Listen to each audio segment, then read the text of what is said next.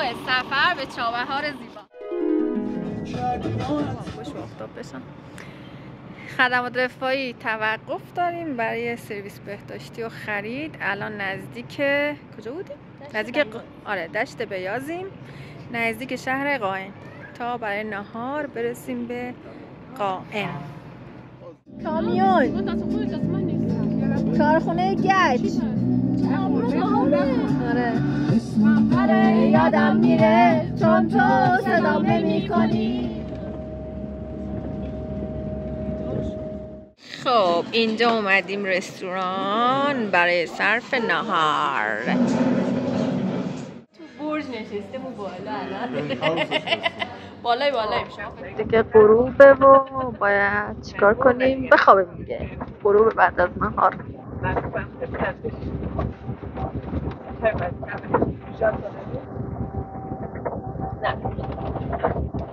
دلیش شکسته.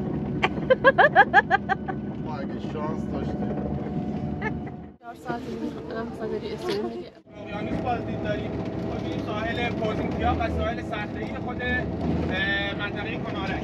یه بازدید از اینا داریم. اگه خیلی خوش شانس باشیم و دریا آب پایین باشه، جذب باشه، یه سری قاره‌های ساحلی خیلی قشنگی توی ساحل پوزینکیا به کنارک هست که ارزش دیدن داره. می‌ریم اونا رو ببینیم. بعد بازدید از این لوکیشن‌ها واسه نهار برمیگردیم. نمیذارم بگیرن تزم وسط بازی تو هم با این که میدونم شرم. اومدیم ساحل پوزنتیا و این هم دماغه معروف پوز.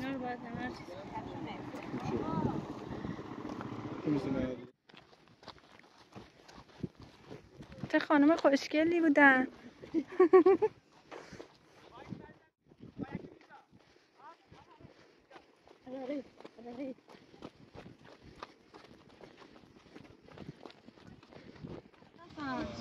اینو صدا خوش شدم. چه قشنگ. توش ماهیه. چقدر زیباست اینجا. ما نمیگیم ما هم نگرفتیم. چرا رفت رو فیلم؟ اومدیم ساحل زیبای پوز. دوستان در حال عکاسی و فیلم برداری. یه چند ساعتی اینجا هستیم و تو لوکیشن و بعد برمیگردیم سمت کنارک.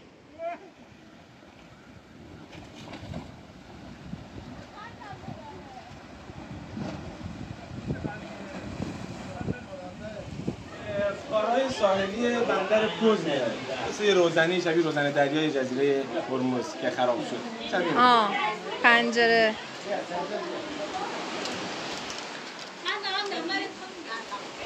من اینجام.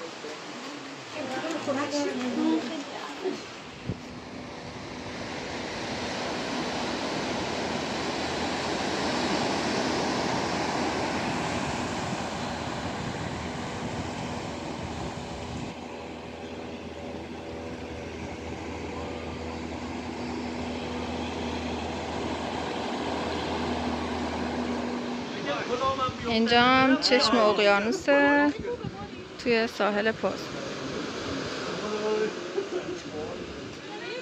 دیگه میشه قبرستون قایق. اسکله بریسم که اینقدر قشنگه میشه گفت یه قبرستونی از همین قایقاست که اینقدر از بالا.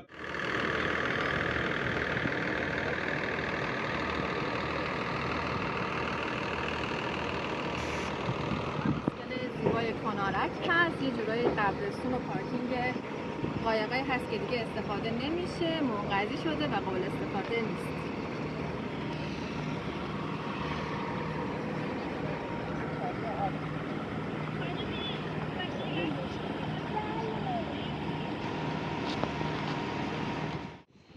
اسکله زیبای کنارک. چه آرامشیه و چقدر خوشگله اینجا. جاده کنارشه، اونجا پارکینگ یا قبرستون قایقا، اونجا اتوبوس ما. اینجا هم دوستان در حال فیلم برداری و عکاسی. چقدر خوشگله اینجا.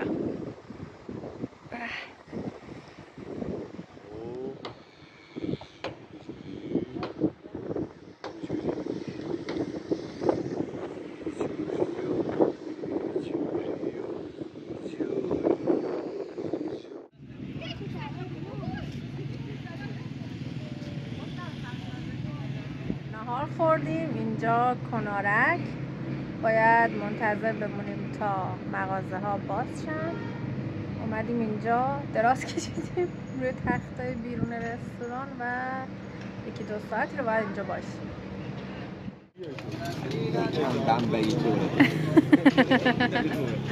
آره نه اینا رو چیز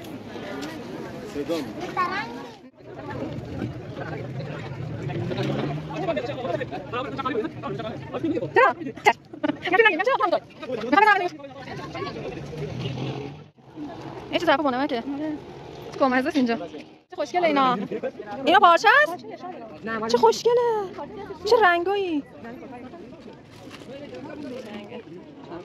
150. شب به سرت کرد. 600 برام نگاه کردم.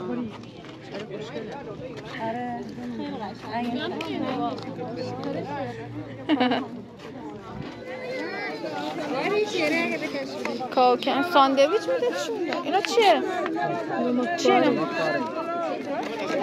یعنی چی داره؟ از چی درست شده؟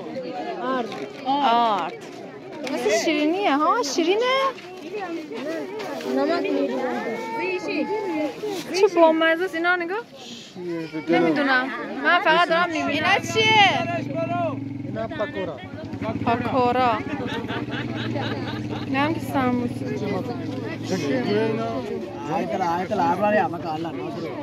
اونا از چی درست میشه؟ سموسه.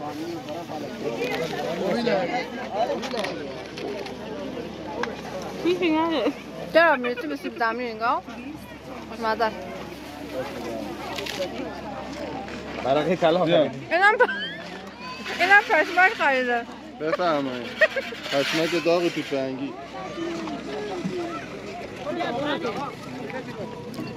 قلیونا ها نگاه. به بچه ها، اونایی که گفتن کاش قلیونا بارده میدیم. خب چه شکلی بستن؟ با چه شیره دیگه؟ ها آلاسکاه.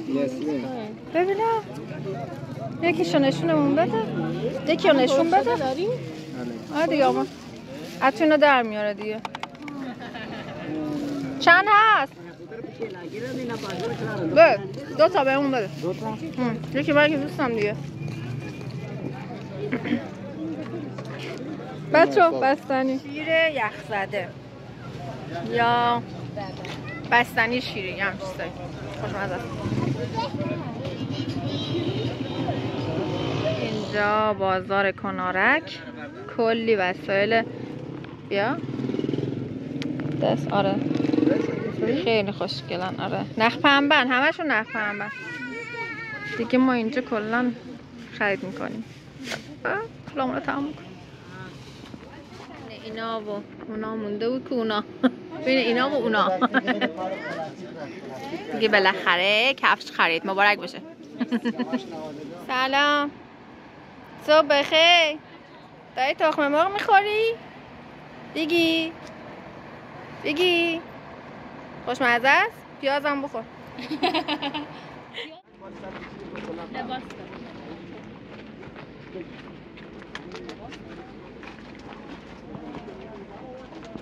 میریم گانده ها رو ببینیم. این شکلی گانده این شکلی.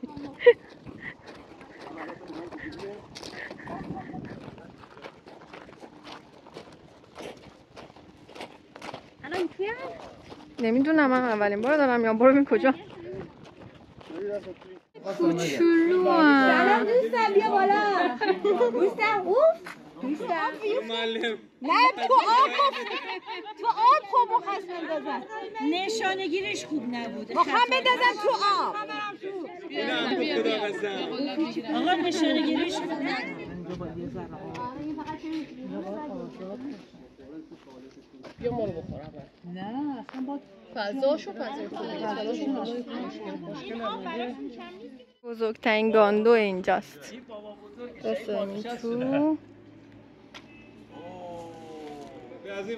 واو داره حرکت میکنه. اینا جوان‌ترن.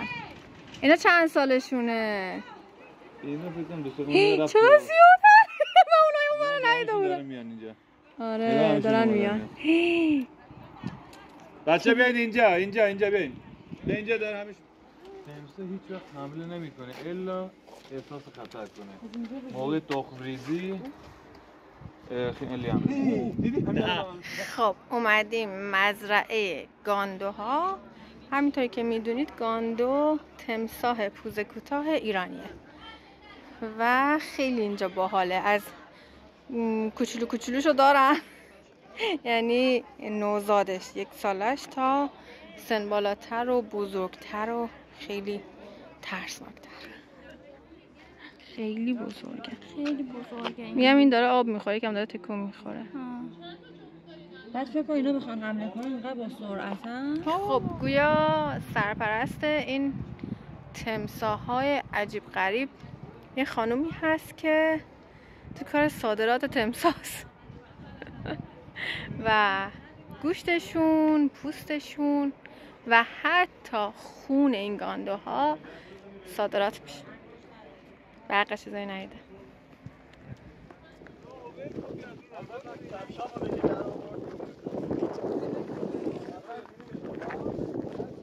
اینم درک، تلاقی دریا و کویر. بله اینجا باید کفشامونو در میاریم. بریم. یکم داغ، راست میگه دیگه، ولی یکم پاد میره داخل خنک زیر ماسه ها. به به به به به به به. هی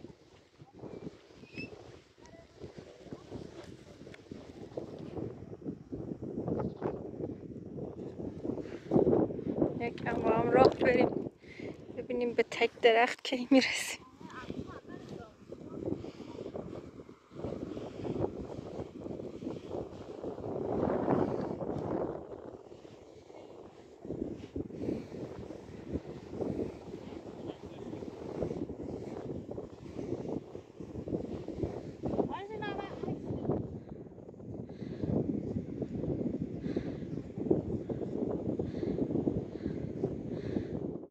روستای زیبای درک، نمیدونم چند کیلومتر چون وقت تلاقی کویر و دریا.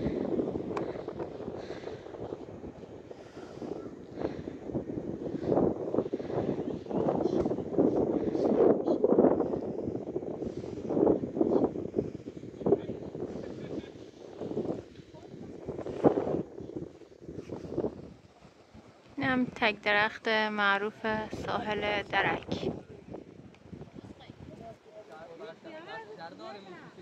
که پشت این رملا هم دقیقا دریاست. بریم بالا.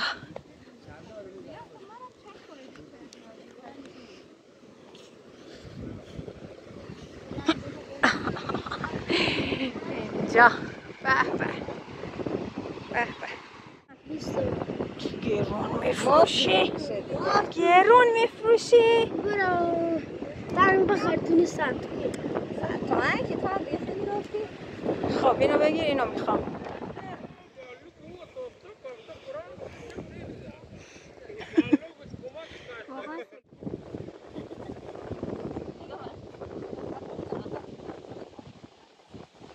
مامانش اینا رو درست کرده. دستاس. داماد چه انسان خوشگلم بگیره، بعد همینجا هم بمونه، دریا هم بره، کشور خارجی هم بره، دبی هم بره. اوه ایشالله.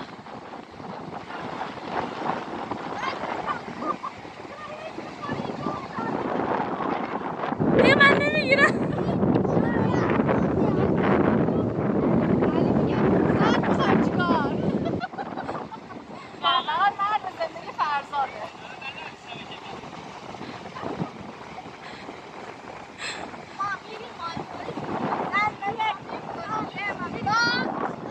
چی میگه؟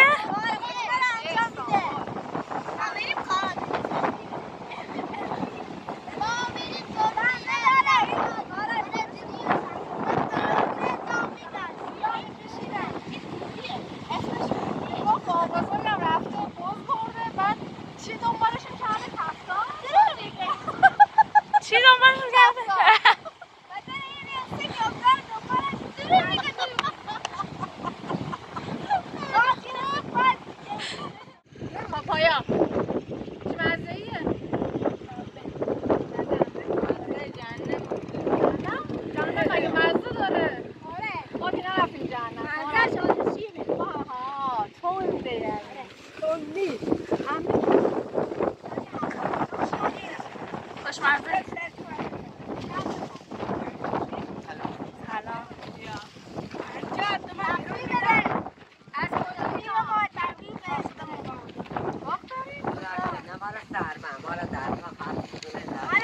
مرسی.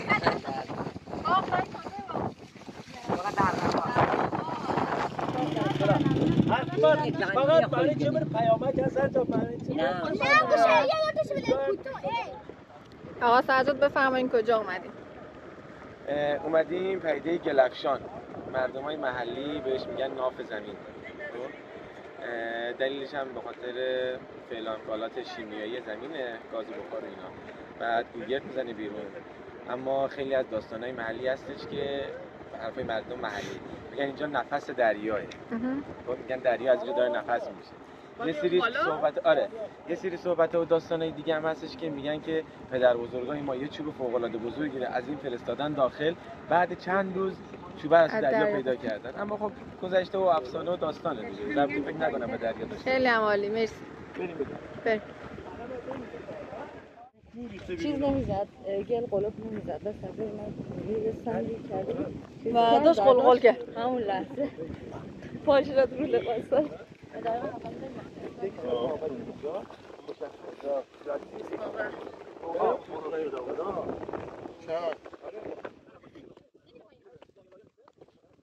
اینا همون گلاییه که از خریده گلفشان اومده اون هم باشه. خیلی دیر رسیدیم اینجا، یه غروب خورشیده. یعنی خب برنامه فشرده شده. چی من نفهمیدم فرشی گفت پیامده. میگه مالیدم به صورتم نه. حالا بریم بالا. این نه اونجا بالا همیشه هم عسکری بود خب. واید بگم خب وایدش یکم کیفیت چه دست میده.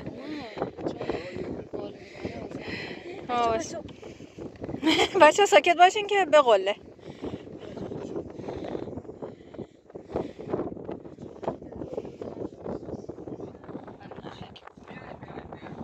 دیده؟ لباساشون مثل همه، مثل دو قلوها لباس پوشیده. خیلی اتفاقی. دوتاشون هم رنگه. انسان های پیشی سگ.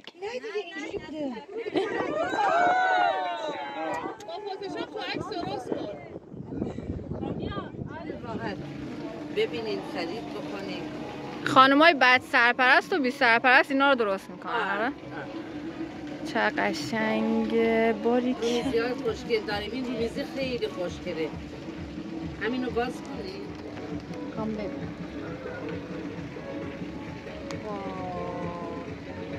این چنده؟ این تا 20 سال قدمت دستگاه خودمون داره. ضمانتی میدیم بهتون بشورین هفته یه بار تو ماشین لباسشویی بندازید دونه بدونش کار دسته 1 و 500. میگم همه جای بلوچستان بری با این قیمت. چیه این رومیزی؟ آره خوشگله. کوچیک‌ترش هم داری 500 تومانیش هم داری.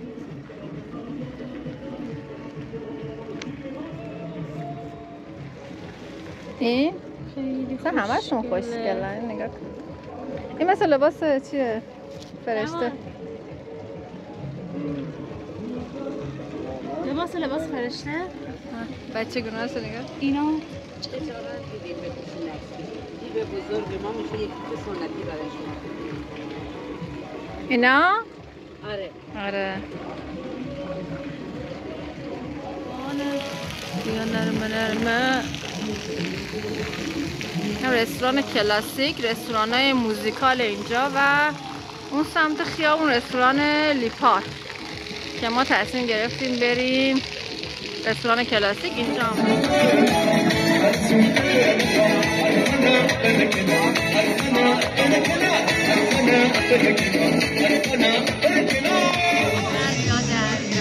من با تموم دردام آرزو میکنم. سومین روز گشت توی چابهار زیبا اومدیم پرتگاه واکسین از سعید آقا بپرسیم. پرتگاه چی بود؟ پرتگاه ساحل کمب بزرگترین با جمعیت روستای کشوره. 30000 اسم روستاش همینه ها. روستای کمبه. کمب. ها واقعا بزرگ روستاش. بیشترین مهاجرت هم در واقع تو همین روستا کل کشور خیلی مهاجرت خیلی زیادی هستن. یعنی مهاجر پذیره. 30,000 نفر جمعیت داره. چه عالی، چه زیبا. مرسی از توضیحات. بابا هنوز یه متر مونده. یک نگاه تا اونجا. نگاه اونجایی که جواز وایساده زیرش خالی.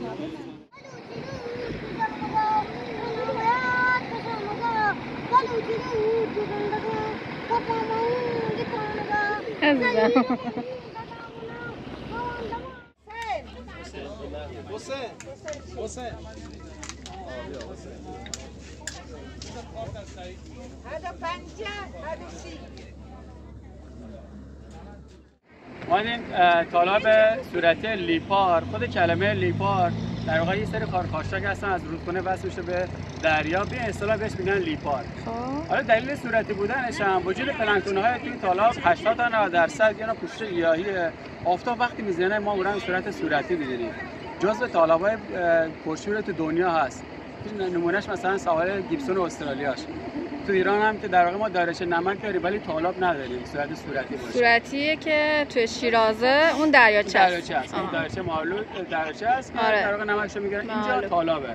درست. که نزدیک در واقع دریا هست. آبش هم که از این سری از اونور ما یه در واقع برکه داریم، آبش آب زیرزمینیشو میگیره، در واقع تالاب گل میشه. دست شما در. مرسی. آره نمک مالی از اینجا میگیرن. اون رو می‌بینید؟ پر از نمک الان. خب اینم لوکیشن دریاچه صورتی یا تالاب لیپار. لوکیشن بعدی درخت انجیر معابد.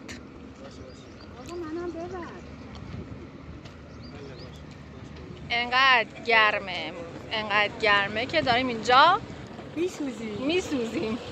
مشهد داره برف میاد، اینجا داریم میسوزیم. خب ریشه این درخت در واقع هند شرقی بوده. یکی از درخت‌های عجیب شاخه‌اش وقتی میفته به زمین با زمین ساقه میزنه بیرون. قدمت 800 تا 1000 ساله داره این درخت. بعد این گونه کلاً درخت انجیر ما توی ایران خیلی کمه. که سمت جزیره کیش درخت سر اون شاخه به سمت بالا، این از بالا میاد به زمین با زمین در واقع ساقه میزنه بیرون. بزرگترین شاخه‌اش هم به 40 متر میرسه. 40 متر؟ بله بریم جلوتر ببینیم. از این طرف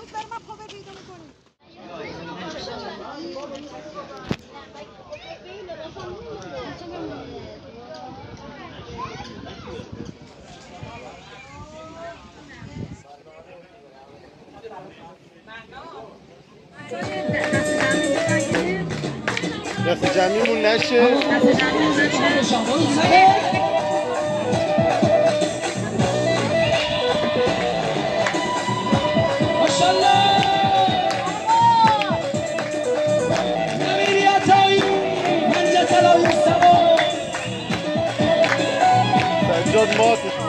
لوکیشن کوههای مریخی.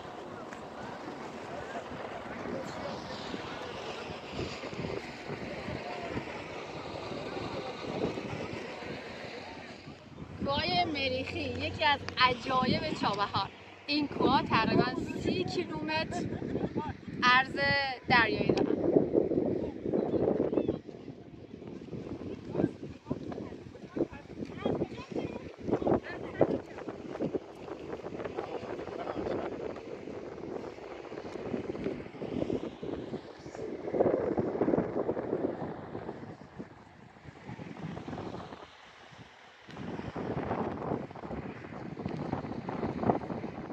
ادامه گشت هامون اومدیم خلیج زیبای گوآتر.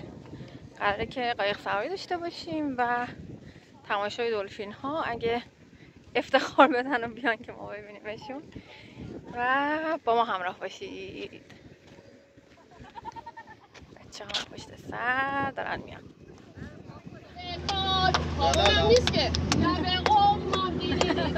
لب پاکستانیم عزیزم. بیا تو ما میریم بالا. رسیدیم پیاده شیم. لب پاکستان پیاده شیم رسیدیم. خیلی خوبه. داداش بریم. رسیدیم دیگه. سر کنیم میاد.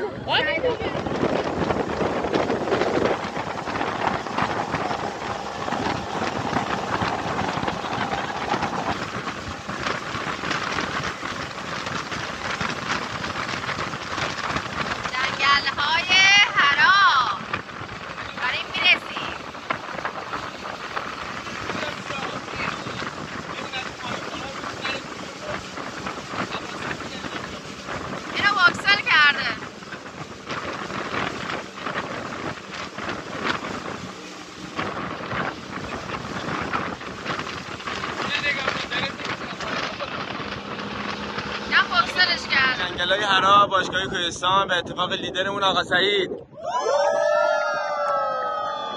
نقطه صفر مرزی ایران و پاکستان جنگ الان هستیم. خلیج گواتر بهش میگن. گواتر نیست بچه، گواتر اینا بیماری پوستیه که در واقع میدونید که، ولی اینجا گواتر یعنی باد زیاد. جنگل‌های هرا بهش میگن. نوع این درخت‌ها بچه‌ها بهش میگن مانگرو. به زبان علمیشون هست اوسینیا مارینا که دانشمند ابوعلی سینا اسم اینو در واقع نامگذاری کرد. بچه‌ها یه سری ریشه‌ها رو می‌بینید. ریشه درخت جنگل‌های هرا هستن. عملکرد دستگاه آب شیرین کن دارن، یعنی برای طبیعت خودشون حتما باید آبش شورزان، ولی برای در واقع میخوان زنده بمونن حتما باید آب شیرین مثلا مصرفشون هست. این در واقع یه سری فیلتر دارن این ریشه‌ها، عملکرد دستگاه آب شیرین کن داره. برگ درخت جنگل هرا علوف بسیار خوبی برای شتر، یعنی وقتی میخوره شیرینی 2 برابر بیشتر میده بچه‌ها. یه نمونه در واقع میوه دارن شبیه چغال بادومه، بازش که ممکنه 3-4 تا گلبرگ داخلشه. بچه یه در واقع اکوسیستم خیلی خوبی جالبه که اینجا اتفاق میفته. برگش یا همون میوهش وقتی میفته با جزامت دریا با تکثیر میشه، انبوی از درخت جنگل دوباره رشد میکنه. برگش بچه وقتی میفته در برگای زرد رنگ هستن، برگش وقتی میفته ماهی ساردین خوراک این در واقع جنگل هرا میشن، مجددا ماهی ساردین خوراک دلفینا میشه. این اکوسیستم اینجا برقراره. 21مین طالاب ثبت شده بین‌المللی ما هست اینجا. ما تو کل دنیا 35 میلیون هکتار از نوع مانگرو داریم که 350 هکتار بین خلیج اینجا با تا مرز پاکستان ها اینجا به خودش جای داده. تو ایران ما فقط اینجا داریم، سمت جزیره هنگام، سمت قشم، بزرگترینش البته اونجاست. ارتفاع این درخت بچه‌ها 2 متر تا 3 متر. تو کل ایران ما بزرگترینش رو تو بندر جاس داریم، ارتفاع اونجا به 7 متر میرسه. بچه‌ها زیستگاه خیلی خوبه، پرنده مثل حواسی، فلامینگو، تو مسیر شما دست کاکایی معروف ترینش اینجا. مرغای مهاجر خیلی زیادی میان، خاطر زیستگاهشون خیلی خوبه برای پرنده‌ای که الان اینجا می‌بینید. این هم از درخت جنگل هرا یا مانگرو. دست شما در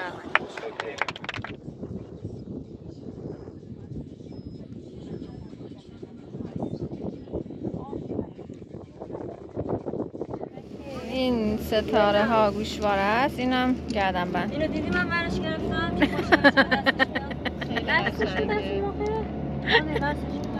کادو روز مرد همه دارن به خانماشون میدن. بریس اسکله زیباییه که معروفه به عروس اسکله های ایران، به خاطر این قایقایی که با نظم و ترتیب اینجا چیده شدن و پارکن.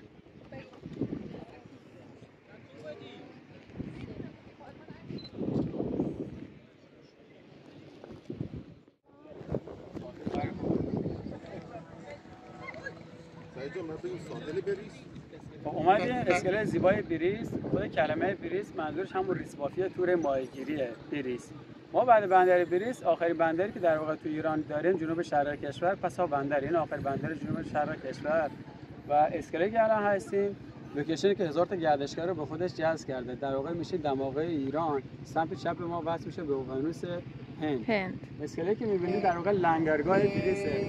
قایقای کوچیکی که شما میبینید کلا شبا میرن در واقع قایقا واسه ماهیگیری، روزی هم اینجا لنگر میکنن.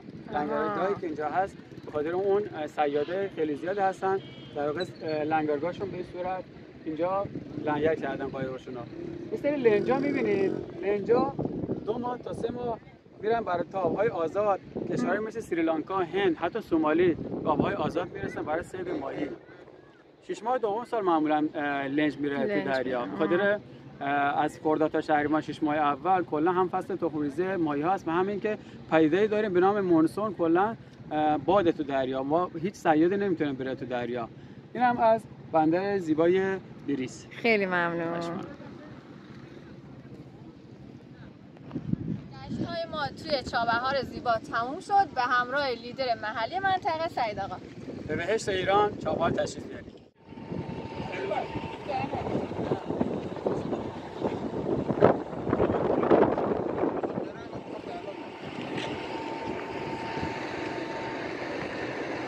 دیدی اینا چند تا گرفتن؟